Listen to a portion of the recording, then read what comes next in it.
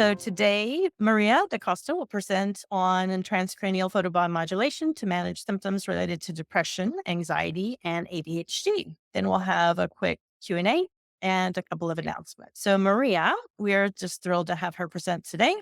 She graduated from Nova Southeastern University with a bachelor's in biology and a minor in psychology, and she has research experience in epigenetics and cell therapy. She now works doing an incredible job promoting and coordinating neuronics research efforts. Today, I'll just give a quick overview of what is the research available on the effects of PBM for depression, anxiety, and ADHD, as well as giving just a quick overview of what these conditions entail. So, to start with depression and anxiety, just a quick overview. So, depression, which is also known as major depression or major depressive disorder, it's a common but very serious mood disorder that causes symptoms that affects how the person feels things and handles daily activities such as sleeping, eating, or working. To be formally diagnosed with depression, the person needs to have several symptoms on the DSM-5 that must be present for at least 2 weeks. And there are different types of depressions, some of which develop due to specific circumstances, as I will briefly mention in the next slide. In terms of its incidence, when people refer to depression, they're often talking about major depressive disorder. And according to the World Health Organization, about 280 million people worldwide have clinical depression, including 5% of the world's adults. And major depression in the United States is considered a major psychiatric disorder. In 2021 alone, an estimated 21 million adults had at least one major depressive episode, which represented 8.3% of all adults. And this prevalence is seen higher among adult women at 10.3%, and it's highest among adults between 18 and 25 years old, with an incidence of 18.6%. So it's clearly a major issue and worldwide and in the United States. So depression can be caused by a combination of genetic, biological, environmental, and psychological factors. But when looking at it, the biological factors, there's two hypotheses that stand out are and then can be related to PBM. So the first one is the serotonin and monoamine deficiency hypothesis.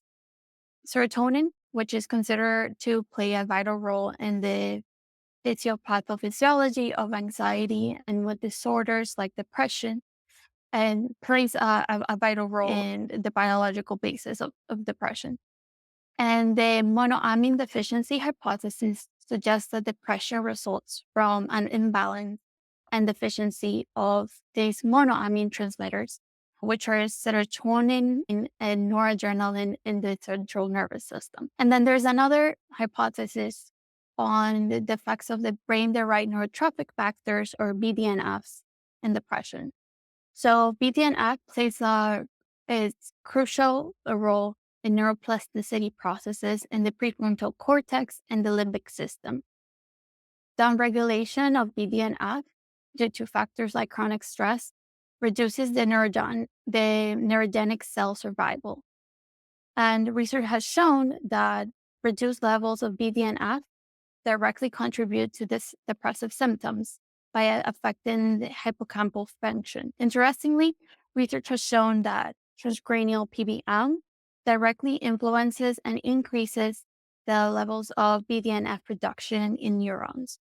So these two biological pathways related with depression shine a light on the potential mechanisms of which PBM can help alleviate symptoms related with depression, as we'll see in the next slides, where I'll go more into the research. So before that, I just want to quickly mention that there's multiple types of depression, but I want to focus on seasonal depression, which is also called seasonal affective disorder, which involves changes in mood that happen alongside changes in the season. And for many people, this type of depression begins in autumn and lasts all throughout winter. The exact cause of seasonal affective disorder is not fully understood, but is often linked to reduced exposure to sunlight during the autumn and winter days.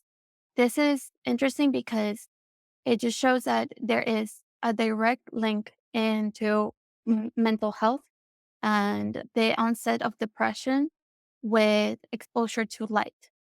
And sunlight is the only type of light naturally that provides all wavelengths of light from the ultraviolet to the near infrared range.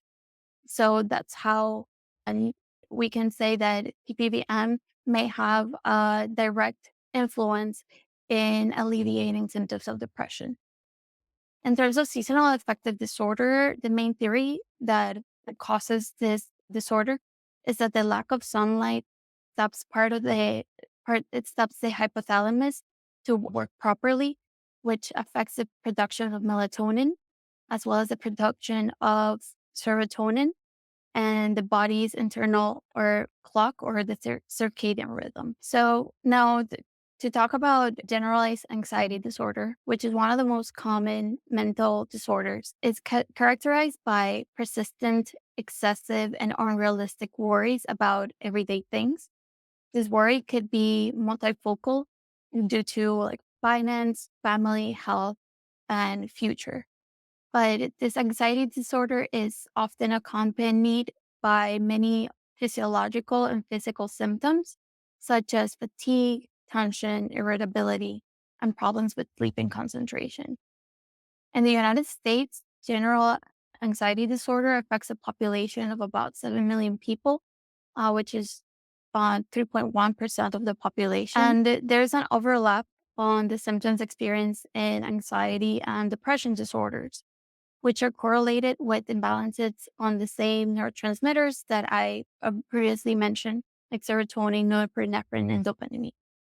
And people are often diagnosed with both conditions. So there's a high comorbidity rate. So now that finishing this quick review of these two disorders, I'll go on the research on photobiomodulation for depression and anxiety. This first study was conducted by Shaggy and colleagues, where they conducted a study designed to assess the anti anxiety and antidepressive effects of near infrared light in a chronic restrained stress or CRS mice model using behavioral experiments, including like an open field and tail suspension and elevated plus maze test.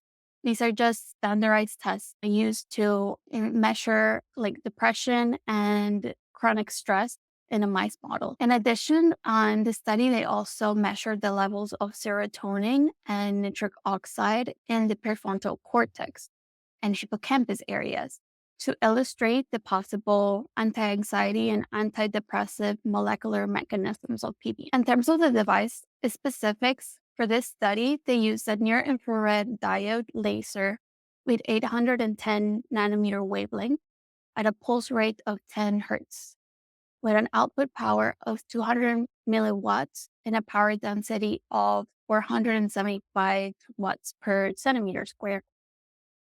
And in this study, they had three different active arms with the doses of 4, 8, and 16 joules per centimeter square, which were delivered to the cerebral cortex of the mice to see which dose was the most efficient at reducing symptoms of anxiety and depression. So the study included 55 male mice, which were then randomly assigned into the five different groups. There was a control group, a sham, and the three intervention groups with the three different PBM dosage. After the adaptation period, the CRS procedure was conducted for over 3 weeks as a typical stress model. And the laser treatment started simultaneously with the chronic restraint stress model and was given 3 times a day for over 3 weeks. And then they conducted the behavioral test from days 21 to 31 and did this sampling of serotonin and nitric oxide levels, day 32. And mice in the control group were just handled gently and daily with no PBM intervention. So now looking at the results, Here we see the results from the elevated maze test.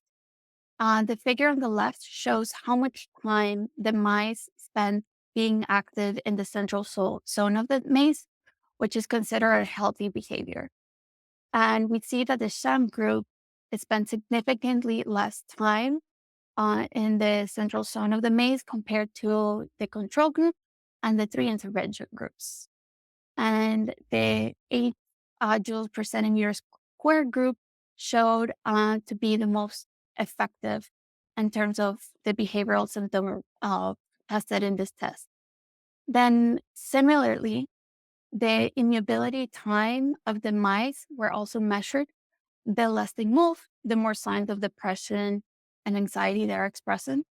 And the group that received the dosage of 8 joules exhibited lower immobility compared to the sham and to the other groups, as you can see here. Well, and in the study, they also measured cortisol levels, and the results show that it's evident that the PBM intervention at all three dosages helped keeping cortisol levels low when put under stressful conditions, way lower compared to the sham group, as you can see here. And then in terms of the levels of serotonin measure in the prefrontal cortex and the hippocampus, in the left side is the prefrontal cortex and the right side is the hippocampus. We see that both groups receiving the 8 joules per centimeter square and 16 joules per centimeter square showed an increased production of serotonin compared to the sham group, and these results were statistically significant. Then they did a correlation to investigate if the depression-like behaviors from the maze test were directly related with brain serotonin levels. And the associations between the immobility time in the maze test and the serotonin levels in both the prefrontal cortex and the hippocampus were measured and showed that it was directly negatively correlated. The correlation coefficients for the prefrontal cortex and the hippocampus were at 0.87 with p-value of point. So the results obtained with nitric oxide was pretty interesting. The PBM doses of 4, 8, and 16 joules per centimeter squared led to significant decreases in nitric oxygen levels in the prefrontal cortex. And in the hippocampus, we saw similar results with the 8 and 16 joules per centimeter square doses compared to the sham group. This is an interesting finding because PBM is notably known to actually increase nitric oxygen levels in the cell. To further understand this outcome, it's also important to look at the correlation between serotonin and nitric oxide in depression and depression mice models. They did a scatter plot to show the correlation between serotonin and nitric oxide. And it clearly shows that there was a negative correlation observed between the levels of nitric oxide and concentrations of serotonin in the prefrontal cortex and hippocampus. To understand this, looking at the literature in depression mice models, it has been already shown that decreased levels of serotonin levels in the central nervous system were associated with increased nitric oxide levels. And that's why there's actually some nitric oxide synthesis inhibitor drugs that have been shown to be effective for depression treatment. How this happens is that enhanced nitric oxide production triggers soluble guanylate cyclates or D levels. And these extreme levels of CGMP are associated with depression-like state in animal models. In this study, it seems that the increase in serotonin from the TPBM intervention is coupled with a decrease in nitric oxide levels.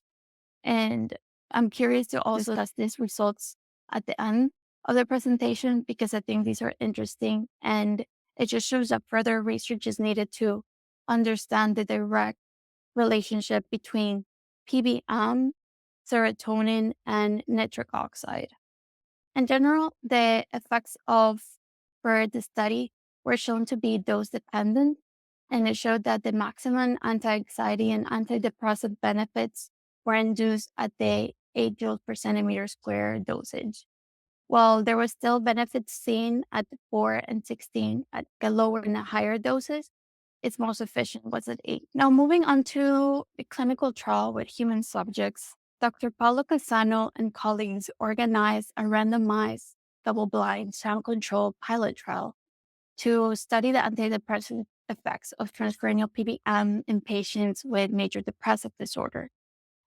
The study participants for the study were 21 adults aged from 18 to 65 diagnosed with MDD, and they needed to have at least moderate level of depression severity with a score between 14 and 24 of the Hamilton Depression Rating Scale. For the study, they utilized an 823 nanometer LED device with continuous wave stimulation, which was delivered twice a week for 8 weeks. And they used the Hamilton Depression Rating Scale as their primary endpoint, and they made as well observational analysis at baseline and throughout the intervention period with adverse effects reporting. So for the intervention, the eligible subjects were randomized for this 8-week study with stimulation twice a week, which totaled 16 sessions. And they were double blind randomized into the TPVM active group versus a sham treatment group. And researchers were targeting the dorsolateral prefrontal cortex, simultaneously directed the light to the F3 and F4 sides of the forehead, derived from the EEG placement maps. And throughout the study, clinician had the option to adjust the duration of light exposure after completing sessions 6 and 10, respectively, from 20 minutes to 30 minutes. And each device had a treatment window of 28.7 joules per centimeter square. So the maximum cumulative dose over the entire treatment course was 43.7 kilojoules. This table summarizes the data collected in the study and the adverse events reported. The onset of several adverse events occurred within 24 hours from the first PVM session, which can be included or explained that the first session is usually when the patients are not used to this type of intervention. And the adverse effects, such as headaches, occurred within 1 hour of the PBM session. But all of these possibly related adverse events were either very mild and they subsided by themselves. Overall, the PBM treatment was fairly well tolerated, with none of the adverse events causing study discontinuation or requiring dose adjustments. So, in terms of the results, the mean change in the Hamilton Depression Scale total score was significantly greater than in the subjects receiving the sham mode, as you can see here. And the difference between the first figure and the second is that the first one is including all participants throughout the study, and the second figure is all participants that completed the study. Going to another study, this is a study, the effects of PBM on generalized anxiety disorder. This was conducted by Maelo and colleagues, and they looked for participants with a primary diagnosis of generalized anxiety disorder. And they were required to not have any antidepressant or benzodiazepine medication within 6 weeks of the screening visit. And the eligible subjects were participating in an 8-week pilot open label treatment trial, and each subject self-administered the PBM treatment for 20 minutes once daily at home for 8 weeks. And the specifics of the device were as follows. They used an 830 nanometer LED device with continuous wave stimulation with an average irradiance of 30 milliwatts per centimeter square. And the total energy delivered per session was 2.9 kilojoules. And an total output power of 2.4 watts. And the outcome measures utilized were the Hamilton Anxiety Scale, the Clinical Global Impression Severity Scale, and the Pittsburgh Sleep Quality Index subscale. And 15 participants were included in the study. So here in the results, we see that researchers reported the rates of responders according to the Hamilton Anxiety Scale scores were significantly reduced, and as well as the CGI scale, where they showed significant improvements at the endpoint session, at the endpoint observation. Out of the 15 recruited subjects, 12 completed the trial, and the results showed significant reductions in all the scales that utilized. So here you can see the results shown for the Hamilton Depression Scale, and it showed significant decrease in comparison to from baseline to the endpoint. So finally, to talk about ADHD, ADHD is a neurodevelopmental disorder that is marked by an ongoing pattern of inattention and or hyperactivity, impulsivity that interferes with functioning and development. So males, especially children, tend to show more hyperactive symptoms, whereas females tend to show more of this inattentive symptoms. So this makes it so girls and women tend to be undiagnosed for many years until reaching adulthood. And while there's no known specific cause for ADHD, variations in neurotransmitter levels, such as in serotonin in the brain, can contribute to the severity of the symptoms because it helps a person to focus and rewards the brain for completing tasks.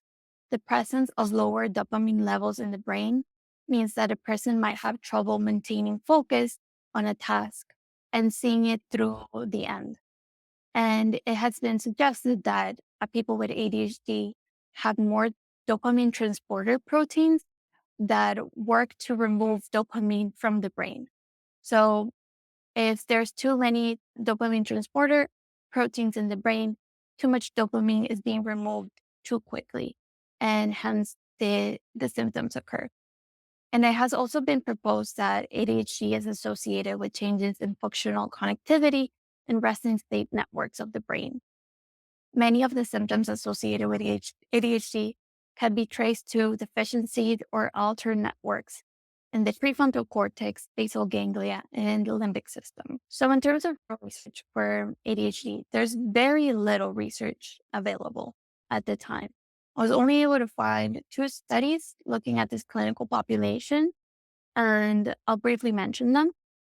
So the first study, it was a light therapy open label trial that used the 10,000 lux light boxes, which used for a wavelength of around 484 nanometers. So this is not infrared light, but I decided to include this study in the presentation as it was very well conducted and rigorous. And the results shown that there might be a direct effect of the sunlight or light therapy in some shape or form and symptoms of ADHD. So the study consisted of 29 adults between 18 and 60 years old with a diagnosis of ADHD and a history of the condition from childhood. And participants went through a very extensive screening process. The measurements for this study were self-report ADHD scales, including the Wender Utah rating scale, the Brown Adult ADD scale, and they also measured sleep-wake cycles, which they used the Horn-Osberg Morningness Questionnaire, or MEQ. The results from this study showed that after a 3-week trial of morning light therapy administration, the researchers found significant improvements in mood, core ADHD symptoms, and objective measures of attention, as well as a circadian rhythm shift towards the mornings. These changes observed were statistically significant, and after a 9-week follow-up, the participants expressed continued improvements. And then lastly, there was because the only other study that I was able to find that directly tested near infrared light PBM with adults with ADHD was a case series study that used testimonials. For this study, they utilized the Theralace laser head device, and that had 5 poles, 905 nanometer diodes with 200 nanosecond pulse. And each diode was capable of administering 200 milliwatts of average power. And then the device also has other four 660 nanometer diodes. And the treatment procedure basically consisted of the patients were treated in 4 areas of the forehead over the prefrontal cortex for 2 minutes and 15 seconds per side.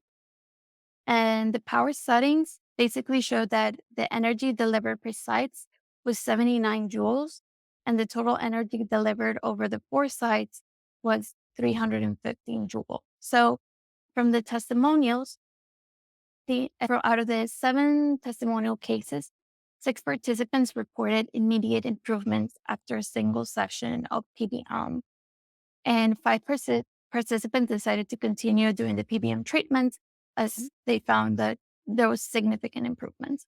So one of the testimonials shown in this case series study was from a 22-year-old guy that had a history of ADHD with poor organization and task management problems. He had previously used conventional and alternative treatments, which didn't really work for him.